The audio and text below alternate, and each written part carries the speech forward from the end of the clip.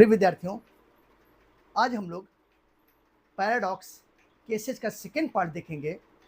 मैंने paradox case का first part inductive effect के ऊपर बेस्ड आप सभी को पढ़ाया। बहुत से बच्चों का फ़ोन कॉल आया कि सर बाकी की केसेस भी आप हमको समझा दीजिए, पढ़ा दीजिए। तो अब हम केस नंबर 2 बताने जा रहे हैं और ये केस नंबर 2 मॉलिक्यूलर स्ट्रक्चर के ऊपर बेस्ड है। आइए कुछ ऐसे एग्जांपल्स लेते हैं। जैसे बोर्ड पे लिखा हुआ है C3O2। C3O2 इस मॉलिक्यूल को कहा जाता है कार्बन सब ऑक्साइड के नाम से जाना जाता है। अगर इस मॉलिक्यूल के बारे में हम लोग देखें तो अगर इसको नॉर्मल मेथड से निकालते हैं, C3O2 में कार्बन का ऑक्सीडेशन स्टेट निकालना है और तीनों कार्बन एटम का निकालना है इसमें। तो अगर नॉर्मल मेथड से हम लोग निकालते हैं तो इसका ऑक्सीडेशन नंबर कितना आएगा? ऑक्सीजन के एक एटम का -2, तो 2 एटम का कितना हो गया? -4। -4 इक्वल टू उधर जाएगा तो +4 हो जाएगा, +4 डिवाइडेड बाई 3 हो जाएगा। तो यानी कि कार्बन का कितना आ रहा है? +4/3 आ रहा है। +4/3 का मतलब +1.33 हो गया। ये फ्रैक्शन में आया, डेसिमल में आया, इस वजह से ये पैराडॉक्स का केस है। अब आइए देखिए इस मॉलिक्यूल का हम लोग कैसे बनाएंगे, इसका स्ट्रक्चर बनाना पड़ेगा। यहाँ पे देखेंगे कि कार्बन के कितने एटम्स हैं? 3 एटम्स हैं। तो यहाँ पे ये देखिए कार्बन, ये कार्बन, ये कार्बन हो गया। ये कार्बन कार्बन एक दूसरे से डबल कोवेलेंट बॉन्ड से बॉन्डेड हैं। 2 ऑक्सीजन एटम हैं। एक ऑक्सीजन एटम को इस टर्मिनल पोजीशन पे लगा दिया और दूसरे ऑक्सीजन एटम को इस टर्मिनल पोजीशन पे लगा दिया। अब आप सभी लोग जानते हैं कि कार्बन के कंपेयर में ऑक्सीजन की इलेक्ट्रोनेगेटिविटी अधिक होती है। तो कार्बन से 2 इलेक्ट्रॉन ऑक्सीजन अपनी तरफ खींचेगा, कार्बन देगा, कार्बन से 2 इलेक्ट्रॉन जो है ऑक्सीजन अपनी तरफ खींचेगा। अब ये बीच वाला जो कार्बन एटम है, इस बीच वाले कार्बन एटम की इलेक्ट्रोनेगेटिविटी दोनों कार्बन के इक्वल है, तो ना इलेक्ट्रॉन देगा ना लेगा। तो अब ये ऑक्सीजन की बात करते हैं तो ये ऑक्सीजन 2 इलेक्ट्रॉन ले रहा है, तो इसका जो था -2 हो जाएगा। इस ऑक्सीजन का भी कितना होगा? -2 होगा। ये कार्बन एटम 2 इलेक्ट्रॉन इसको दे रहा है, तो इस वजह से इस कार्बन का +2 हो जाएगा और ये कार्बन भी 2 इलेक्ट्रॉन इस ऑक्सीजन को, टर्मिनल ऑक्सीजन को दे रहा है, तो +2 होगा। ये देखिए अब बीच वाला कार्बन ये प्योर कोवेलेंट बॉन्ड से बॉन्डेड है, इलेक्ट्रोनेगेटिविटी डिफरेंस 0 है, ना इलेक्ट्रॉन देगा ना लेगा, तो ये बीच वाले कार्बन का कितना होगा? 0 होगा। तो हमारा आंसर क्या हो जाएगा? आंसर ये होगा कि possible oxidation number of carbon +2, 0, +2 ये होगा। अब ये जो +4/3 आया था, ये एवरेज ऑक्सीडेशन नंबर था। एवरेज ऑक्सीडेशन नंबर अगर हम लोग निकालते हैं, किसका निकाल रहे हैं? कार्बन का निकाल रहे हैं। तो कार्बन के 2 एटम्स ऐसे हैं जिनका +2 ऑक्सीडेशन स्टेट है, तो 2 इंटू कितना हो गया? +2 हो गया। बीच वाला कार्बन एटम एक ऐसा एटम है जिसका 0 है, तो ये +1 इंटू कितना हो गया?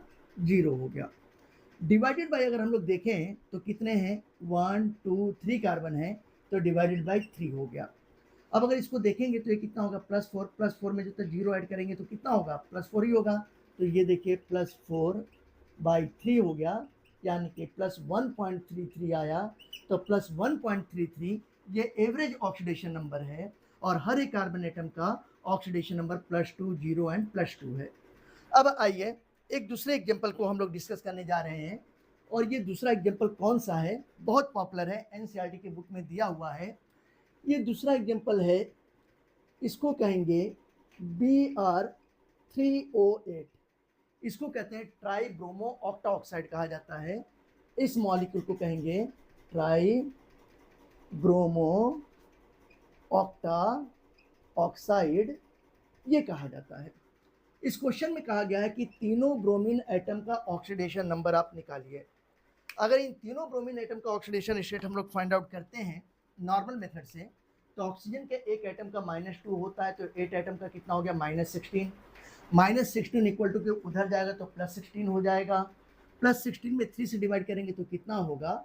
ये ब्रोमीन का ऑक्सीडेशन नंबर आ रहा है +16 डिवाइडेड बाई 3, यानी कि +5.33 आ जाएगा। 5.33 फ्रैक्शन में आ रहा है, इस वजह से ये पैराडॉक्स केस है। जब ये पैराडॉक्स केस है तो ऐसी कंडीशन में हम लोग कैसे करेंगे? इस मॉलिक्यूल का भी स्ट्रक्चर बनाना पड़ेगा। स्ट्रक्चर बनाने का तरीका आपने केमिकल बॉन्डिंग में ऑलरेडी सीखा हुआ है। अगर नहीं सीखे हैं तो 25 to 30 मॉलिक्यूल का, डिफरेंट टाइप के मॉलिक्यूल का आप स्ट्रक्चर बनाइए, आपको समझ में आ जाएगा कैसे स्ट्रक्चर बनता है, और मैं यहाँ भी आपको सिखाने जा रहा हूँ।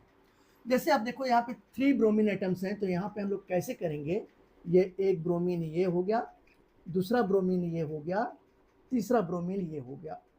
ब्रोमीन के वैलेंस शेल में कितने इलेक्ट्रॉन्स होते हैं, 7 इलेक्ट्रॉन होते हैं। 7 में से एक इलेक्ट्रॉन यहाँ पे कोवेलेंटली बॉन्डेड है, तो ये 2 2 4 2 6 हो गया। सेम यहाँ पर भी 2 इलेक्ट्रॉन 2 4 इलेक्ट्रॉन 2 6 इलेक्ट्रॉन हो गया। और बीच वाले ब्रोमीन में देखें तो ब्रोमीन के वैलेंस शेल में कितने इलेक्ट्रॉन होते हैं, 7। 7 में से 2 इलेक्ट्रॉन एक यहाँ पे बॉन्डेड है कि इस कोवेलेंट बॉन्ड में बॉन्डेड है, तो कितने इलेक्ट्रॉन बचे, 5। तो यानी कि ये 2 हो गया, ये 2 4 हो गया, 1 5 हो गया। अब ये देखिए कितने ऑक्सीजन एटम है, 8 ऑक्सीजन एटम्स हैं। तो इस 8 ऑक्सीजन एटम को हम लोग दोनों टर्मिनल एटम्स पे इक्वली जो है अरेंज करेंगे, इक्वली ऐड करेंगे। देखिए ये ऑक्सीजन है, इस ऑक्सीजन को आप चाहे कोऑर्डिनेट बॉन्ड से चाहे डबल कोवेलेंट बॉन्ड से ऐड कर सकते हैं। ये देखिए ये ऐसे, तो एक ऑक्सीजन एटम को मैंने जो है ये दूसरी तरफ कर दिया। फिर देखिए यहाँ पर तीसरे वाले ऑक्सीजन एटम को यहाँ पर, फिर यहाँ पर देखिए चौथे वाले ऑक्सीजन एटम को इस जगह पर, फिर देखिए बेटा यहाँ पे 5वें वाले ऑक्सीजन एटम को इस जगह पर, फिर यहाँ पर 6वें वाले ऑक्सीजन एटम को इस जगह पर। अब देखिए टोटल जो था 6 ऑक्सीजन एटम अरेंज हो गए। देखिए हमारे पास कितने हैं, 8 ऑक्सीजन एटम। अब टर्मिनल ब्रोमीन एटम पर इलेक्ट्रॉन बॉन्डेड करने के लिए है ही नहीं अवेलेबल, तो ऐसी कंडीशन में ये 2 ऑक्सीजन एटम कहाँ पे आएंगे, सेंट्रल वाले ऑक्सीजन ब्रोमीन एटम पे आएंगे। ये देखिए ऐसे आ गया। अब यहाँ पर एक इलेक्ट्रॉन बच गया है, उसका कोई भी रोल नहीं है, कोई भी उसका एक्टिव पार्टिसिपेशन है ही नहीं, वैसे बचा रहेगा, उसको आप इग्नोर कर दीजिए। अब अगर हम लोग देखें तो ब्रोमीन के कंपेयर में ऑक्सीजन की इलेक्ट्रोनेगेटिविटी अधिक है। ब्रोमीन से ऑक्सीजन 2 इलेक्ट्रॉन लेगा, ये 2 इलेक्ट्रॉन लेगा, ये 2 इलेक्ट्रॉन लेगा। इस ब्रोमीन और इस ब्रोमीन की इलेक्ट्रोनेगेटिविटी सेम है, जिसकी वजह से इलेक्ट्रॉन का केवल शेयरिंग होगा, कोई ना इलेक्ट्रॉन देगा नहीं कोई इलेक्ट्रॉन लेगा। इसी तरीके से 2 इलेक्ट्रॉन देखिए यहाँ पर हो गया, 2 इलेक्ट्रॉन इस जगह पे हो गया, यहाँ पर भी देखिए 2 इलेक्ट्रॉन यहाँ पर, 2 इलेक्ट्रॉन यहाँ पर, 2 इलेक्ट्रॉन यहाँ पर। और इस ब्रोमीन का भी टर्मिनल ब्रोमीन के साथ प्योर कोवेलेंट बॉन्ड है, जिसकी वजह से इलेक्ट्रॉन के केवल म्यूचुअल शेयरिंग होगा, कंट्रीब्यूशन होगा, ना कोई किसी को इलेक्ट्रॉन देगा ना किसी से इलेक्ट्रॉन लेगा। अब यहाँ पर देखेंगे अगर हम, तो ये ब्रोमीन कितने इलेक्ट्रॉन दे रहा है, 2 2 4 2 6। तो अगर इस ब्रोमीन का ऑक्सीडेशन नंबर निकालते हैं तो +2 +2 +2, तो इस ब्रोमीन का ऑक्सीडेशन नंबर टोटल कितना हो गया, +6 हो गया। ये देखिए +6 हो गया। इस ब्रोमीन की मैं बात करता हूँ, तो ये ब्रोमीन 2 इलेक्ट्रॉन इसको दे रहा है, 2 इलेक्ट्रॉन इसको दे रहा है, तो कितने दे रहा है, 4 इलेक्ट्रॉन दे रहा है। तो इस ब्रोमीन की अगर हम लोग बात करते हैं तो ये +2 हो गया, यानी कि जो ये देखिए +4 हो गया। जब +4 हो गया तो इस ब्रोमीन का ऑक्सीडेशन नंबर कितना होगा, बीच वाले का +4 होगा। अब ठीक टर्मिनल वाला भी जो कितने इलेक्ट्रॉन दे रहा है, अगर इस टर्मिनल वाले की बात करता हूँ तो +2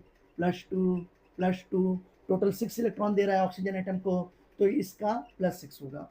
तो हमारा आंसर क्या हो जाएगा, हमारा आंसर ये होगा, ये देखिए आंसर कि possible oxidation number of bromine, 2 atoms ऐसे हैं जिनके +6 हैं और एक एटम का +4 है, तो ये +6 हो गया, +4 हो गया, +6 हो गया।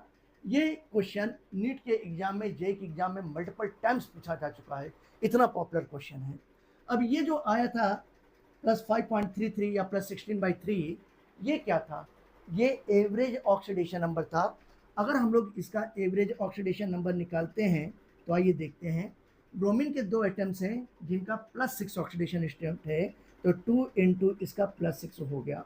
एक एटम ऐसा है जिसका +4 है, तो 1 इंटू कितना हो गया, +4 हो गया, डिवाइडेड बाई टोटल कितने एटम्स हैं, ब्रोमीन के 3 एटम्स हैं, डिवाइडेड बाई 3 हो गया।